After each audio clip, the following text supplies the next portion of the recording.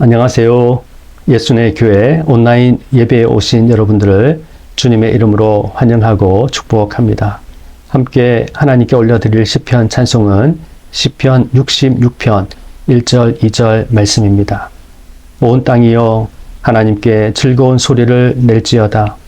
그의 이름의 영광을 찬양하고 영화롭게 찬송할지어다. 아멘. 오늘 하나님께서 우리에게 주시는 말씀은 히브리서 11장 30절 말씀입니다. 믿음으로 7일 동안 여리고를 도니 성이 무너졌으며. 아멘. 여리고는 인류 최초의 도시 중 하나로 알려진 고대 도시였습니다. 오래전부터 잘 조직된 공동체가 있었고 또 웅장한 성벽으로 방어 체계를 갖춘 도시였습니다. 사해 북쪽 약 12km, 예루살렘 북동쪽 약 30km 떨어진 곳입니다. 이곳은 오아시스 지대이자 군사적 전략적 요충지였습니다. 누가 보더라도 난공불락의 성벽을 갖춘 곳이었습니다. 이스라엘 백성들이 광야 생활 40년을 마치고 이제 모세는 죽고 여호수아가 이스라엘의 지도자로 있을 때였습니다. 약속의 땅 가나안에 들어가기 위한 첫 번째 관문이 바로 여리고 성이었습니다. 약속의 땅은 빈 땅이 아니었고 반드시 정복해야만 들어갈 수 있는 땅이었습니다. 당시 이스라엘 백성 중에 전쟁에 나갈 수 있는 사람은 약 60만 명 정도 있었습니다. 겉으로 보기에는 여리고가 참으로 견고해서 결코 그 성에 들어갈 수 없는 것처럼 보였습니다. 그러나 실상은 전혀 달랐던 것을 우리가 볼 수가 있습니다. 여호수아는 이스라엘 백성들이 여리고 인근 시딤에 머물고 있을 때 2명의 정탐꾼을 여리고 성 안으로 들여보내었습니다. 이 두 정탐꾼이 모든 정탐을 마치고 돌아와서 여호수아에게 이렇게 보고하였습니다. 여호수아 2장 24절 말씀인데요. 또 여호수아에게 이르되 진실로 여호와께서 그 온 땅을 우리 손에 주셨으므로 그 땅의 모든 주민이 우리 앞에서 간담이 녹되이다 하더라. 겉으로 보기에는 너무나도 견고하게 보였고 난공불락의 성벽처럼 보였지만 실상은 전혀 달랐다는 것입니다. 그 안에 살고 있는 여리고성 사람들의 마음은 이스라엘에 관한 이야기를 듣고 벌벌 떨고 있었다는 것입니다. 패배자의 심령을 가지고 있었다고 보고하였습니다. 또 여리고와 전쟁하기 전에 하나님께서 여호수아에게 이렇게 말씀해 주셨습니다. 여호수아서 6장 2절 말씀인데요. 여호와께서 여호수아에게 이르시되 보라 내가 여리고와 그 왕과 용사들을 내 손에 넘겨 주었으니. 전쟁도 하기 전에 하나님께서는 이미 여호수아에게 여리고 성과 그 안에 살고 있는 모든 사람을 다 너에게 이스라엘에게 넘겨 주었다. 그렇게 말씀하셨습니다. 전쟁도 하기 전에 승리를 선포해 주신 것입니다. 여러분, 여호수아의 마음이 어떠했겠습니까? 전쟁을 앞둔 여호수아의 마음, 이스라엘 공동체의 마음이 어떠했겠습니까? 염려하고 불안해하고 두려워했겠습니까? 결코 그렇지 않습니다. 그들은 소망으로 가득했고 담대했습니다. 그리고 승리의 확신을 가지고 있었습니다. 이 모든 마음은 바로 하나님께로부터 온 마음입니다. 하나님은 오늘 저와 여러분의 마음 속에도 이와 같은 마음을 부어주시기를 원하십니다. 두려움이 아니라 염려와 불안이 아니라 소망을 주시고 담대함을 주시고 승리의 확신을 주시기를 원하신다는 사실입니다. 하나님께서 여호수아에게 구체적인 여리고성 정복 작전을 말씀해 주셨습니다. 먼저는 이스라엘 군사들이 앞장서고 양각 나팔을 든 제사장 7명이 언약궤 앞에서 서게 되었습니다. 그 뒤를 백성들이 따라서 함께 걸어갔습니다. 6일 동안 하루 한 바퀴씩 여리고성을 돌아야 했습니다. 여리고성을 돌 때 반드시 지켜야 할 규정이 있었는데요. 그들은 한 사람도 입 밖으로 자신의 목소리를 내어서는 안 되었습니다. 하나님께서 침묵을 명령하셨습니다. 여러분, 하나님은 사람의 생각하는 모든 계획이 항상 악할 뿐이라고 말씀하셨습니다. 사람의 마음에 있는 그 개개인의 생각들이 항상 악할 뿐이다. 사람의 소리를 내기 시작하면 그 공동체는 오합지졸이 되고 만다는 것을 하나님께서 너무나도 잘 아셨던 것입니다. 그래서 하나님께서 침묵하라고, 하나님의 역사를 이루기 위해서 하나님께서 이스라엘 백성들에게 침묵하라고 명령하셨습니다. 그들 매일 여리고성을 한 바퀴 돌 때 아무도 목소리를 내지 않고 그 여리고성을 돌아야 했습니다. 또 7번째 날에는 그 여리고성을 7바퀴를 돌게 하였습니다. 제사장 7은 7 양각 나팔을 잡고 언약궤 앞에서 나아가야 했습니다. 7째 날에는 7바퀴를 돌고 난 이후에 나팔을 든 제사장들이 아주 힘차게 나팔을 불었습니다. 이 나팔 소리가 울려 퍼지자 온 이스라엘 백성들은 큰 소리로 함성을 질러야 했습니다. 하나님께서 그렇게 명하셨기 때문에 그렇습니다. 7째 날 그들이 양각 나팔 소리에 맞추어서 큰 소리로 함성을 지르자 그렇게 경고했던 여리고성은 한순간에 눈 녹듯 여리고성이 흘러내렸습니다. 무너져 내렸습니다. 하나님의 역사가 그곳에 일어나게 된 것입니다. 여러분, 이 전략은 여호수아의 머리에서 나온 것이 아닙니다. 바로 하나님께로부터 온 전략이었습니다. 이스라엘 백성들이 한 행동은 인간적으로 볼 때 참으로 이해가 되지 않는 방법입니다.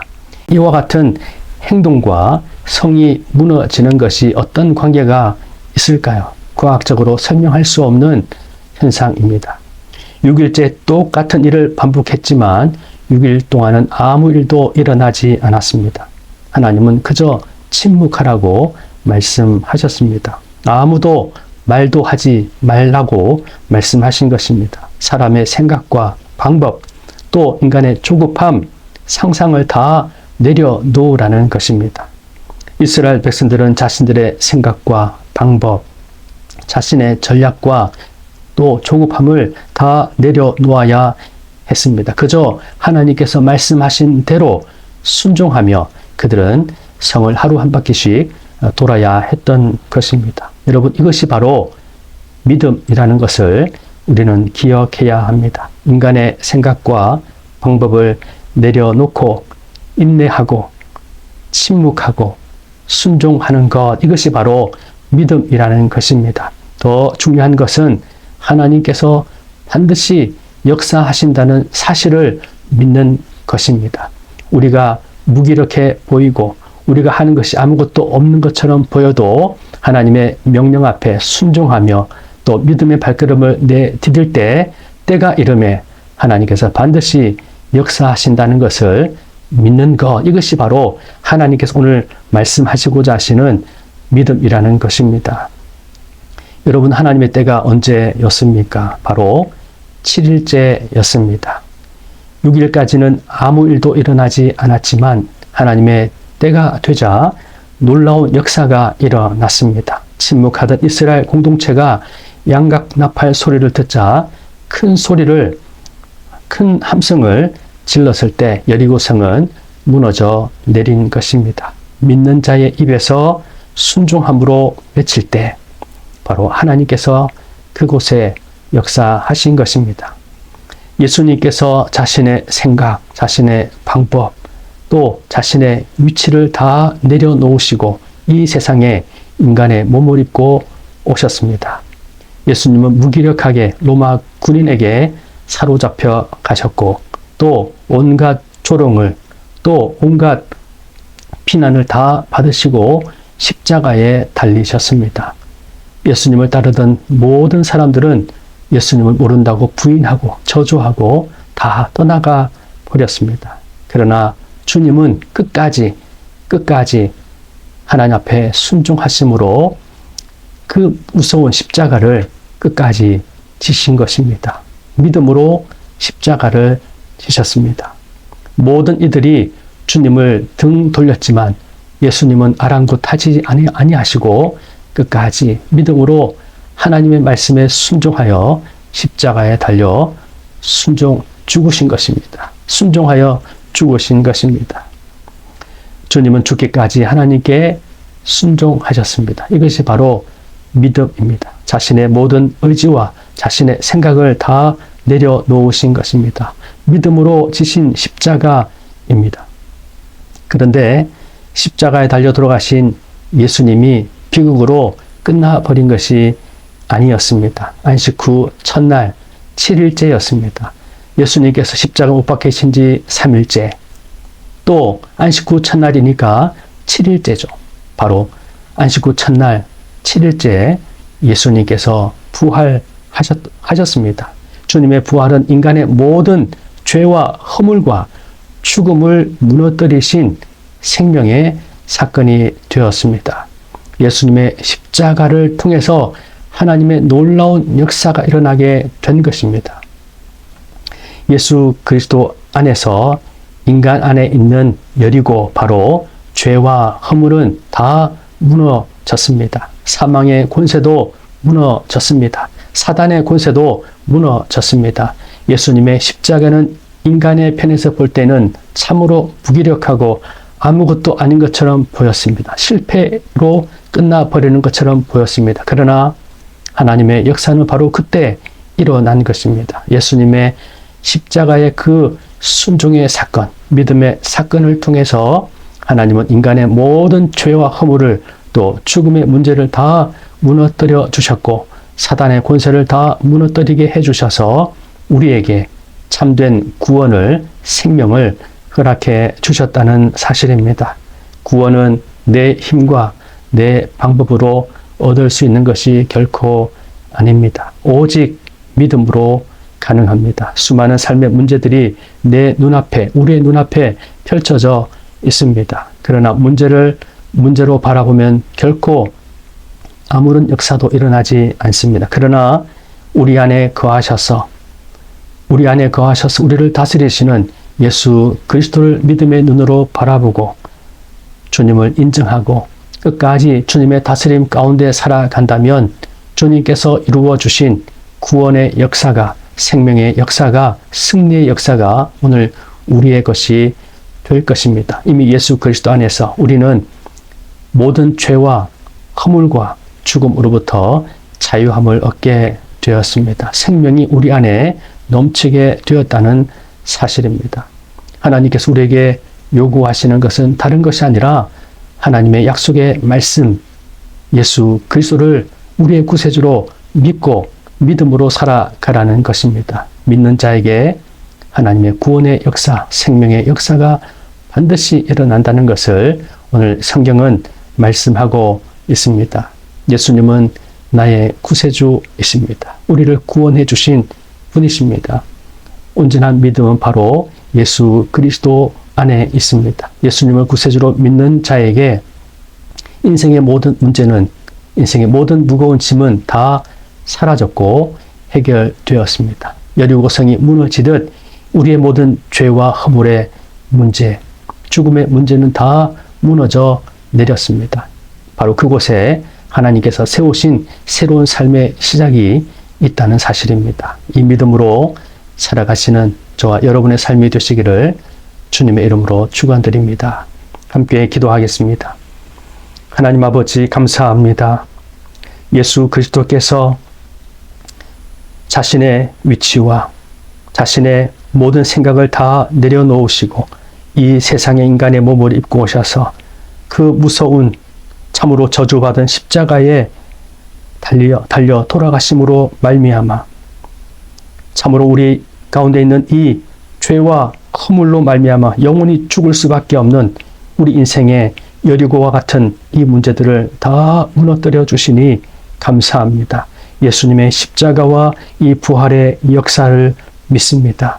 예수님께서 믿음으로 이 구원의 역사를 완성해 주셔서 감사합니다. 예수 그리스도를 믿는 믿음 안에서 우리 인생도 온전히 변화되고 하나님의 거룩한 자녀로 우리를 인쳐주시니 감사합니다. 주님, 우리 안에 있는 이 믿음이 온전한 믿음 되게 도와주시옵시고 주님께서 기뻐하시는 믿음 되게 하여 주옵소서. 우리의 구원자, 우리의 생명, 우리의 모든 것 되신 예수 그리스도께서 우리를 온전히 통치하여 주옵소서. 예수님의 십자가와 부활의 이 진리를 믿습니다. 이 믿음이 온전케 해주셔서 날마다 주 안에서 자유케 하시고 날마다 주님 안에서 소망이 넘치게 하시고 담대하게 도와주시고 주의 뜻이 우리 모두의 삶에 이루어지게 하여 주시옵소서. 우리 자신과 가정과 교회와 이 나라와 민족 위에 온 세계 열방 위에 하나님의 온전하신 뜻이 이루어지게 하시고 주의 복음이 땅 끝까지 증거되게 하여 주시옵소서. 주의 영광이 가득하게 하여 주옵소서.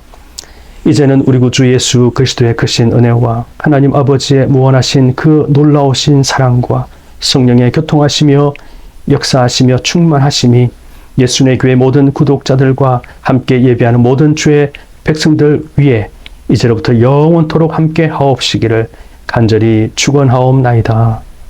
아멘.